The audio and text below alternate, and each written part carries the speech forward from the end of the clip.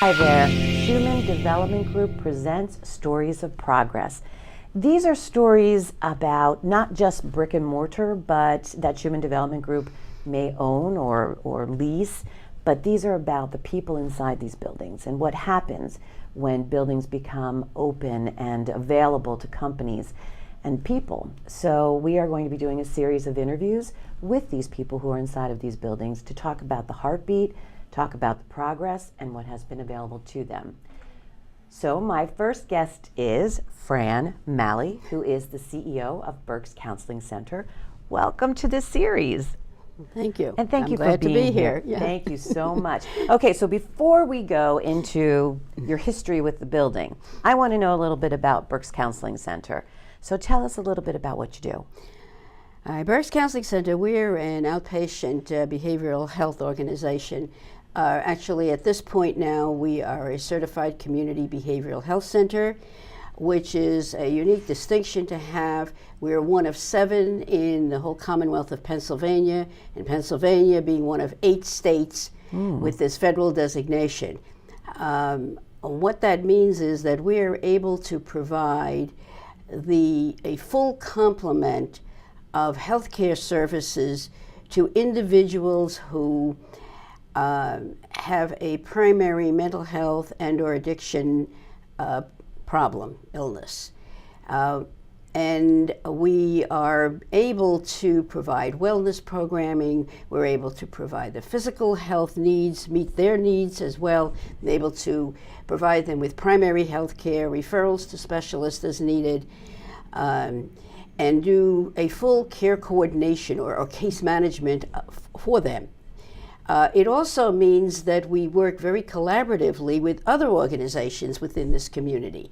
So if there are services that we don't provide, for example, psychosocial rehab, well, we are able to partner with Threshold in our community, who does that particular specialty. So our clients who come here, this is their home, this is their base. Here's where their primary care is, here's where their psychiatrist is, their counselor, their case manager, and the organization that is going to coordinate their full care.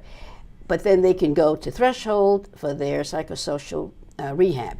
For crisis work, we are working collaboratively with SAM, which is Service Access Management, so that if a client is in crisis and they cannot reach us, they can call SAM at any time, and they will work collaboratively with us.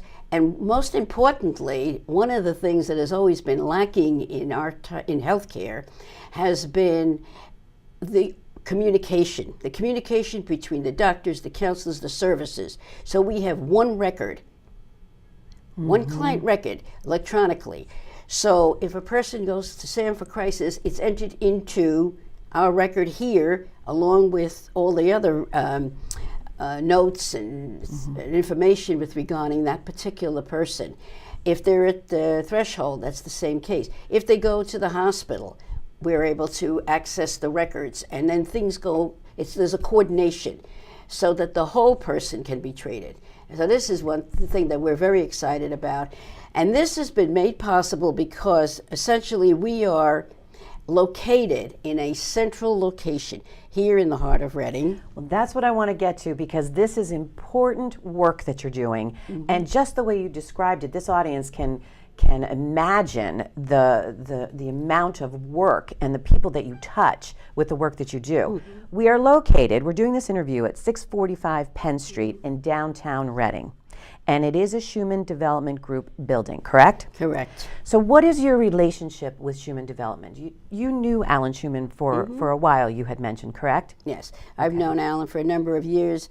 And we've been around actually since 1977 ourselves, and in different locations.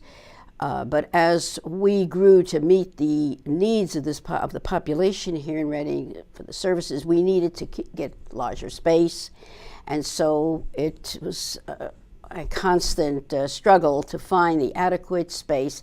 And we came to this building actually before Alan was the owner, because the space was available and we were able to get it renovated. But we knew that the ownership at that time was temporary, so we were really very pleased when Alan bought it, because I had known over the years that he, as a Berks County resident, has a real vested interest in the development of Reading. We've seen that in other buildings that he's been attached to, and the concern he has to foster the development of this county, and particularly of the city. Mm-hmm. So when Alan took the building, we were very welcomed by him, because he saw the kind of work that we're doing, and so assisted us in being able to continue here. We have had all the support you can get from a landlord. I mean, in order for us to expand our services, which we've done over the years, particularly the past couple of years, as I was just explaining before. And whenever we've had any kind of issues or concerns, we've never had a problem. He is always there to address our concerns. And that, I look at that and I say, this is the kind of person that you want to be dealing with. This is the type of, he's supporting a service such as us, which is meeting the needs and helping the population of Reading. Mm-hmm. It's helping to get people, as people go through our services here, the whole goal is recovery to be able to go out there and get jobs, to be able to get off Medicaid, to be able to get your own housing. We have a large housing program here throughout the city as well. And this is what the goal is, to get folks well enough so that they can become contributing members to society, as opposed to having to be dependent all the time. Mm-hmm. And so working hand in hand, as I mentioned, with other organizations, with people such as Alan here, mm-hmm. with maintaining a building right in the center city. He's worked hard to make sure that this building gets tenants. He's made improvements in the building. So this enhances our chances of being able to stay here and function here, mm-hmm. and that we can all work together. We have lawyers in this building, we have organizations such as ours in this building, and it works. It works together when you're working as a team. What a great story this is, right? Because these are stories of progress, but the story is important because it's not only the opportunities and the work that you're doing that you can do for this community, mm-hmm. but to have a development group have a heartbeat in itself, mm-hmm. right, and support what you're doing. Mm-hmm. And it makes sense because together, like you said, as a team, it's for the greater good. Mm-hmm. Yes. It's for the greater good. So it's not just tenant coming in, setting up, making, doing your work.